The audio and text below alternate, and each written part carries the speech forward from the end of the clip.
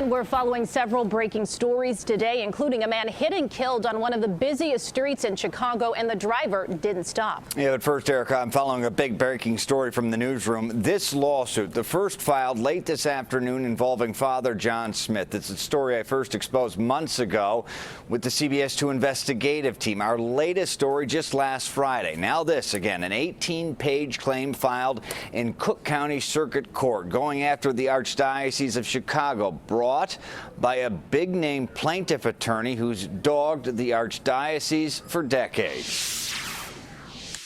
I and my firm was the first in America to bring a lawsuit against the Roman Catholic hierarchy.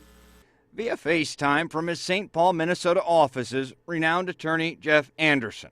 We have brought suit against every Catholic bishop in America. And now this, today versus the Archdiocese of Chicago, representing the first alleged victim of Father John Smyth to sue.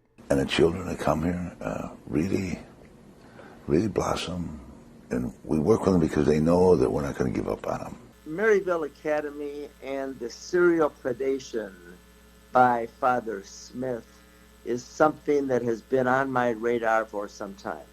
8 years, Anderson says. Father Smyth died in April after being removed from public ministry by the church.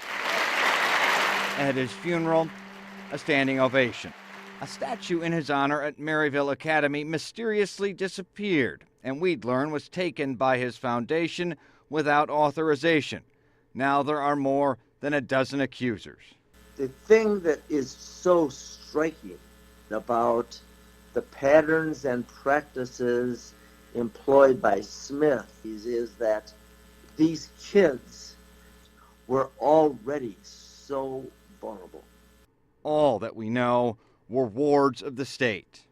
It was both oral and penetration. His client went by Matt in our investigations. The lawsuit claims Father Smyth took advantage of Matt's trust and began sexually abusing him about 7 months after he came to Maryville, then used it as a bargaining chip. That was the exchange. That was the exchange, yeah. And in the suit that the Archdiocese should have known of sexually abusive conduct. Some of his supporters would say you're going after a dead guy who did nothing but good work. You say. But when he was alive, the harm and the damage and the destruction that he caused is alive and evergreen in every single one of those kids. And Attorney Anderson will be in Chicago tomorrow to discuss his lawsuit as a news conference. The victim has decided to reveal his identity. He's not going to be a John Doe. Again, he's one of a dozen plus who claim sexual abuse and assault against the now deceased Father Smyth.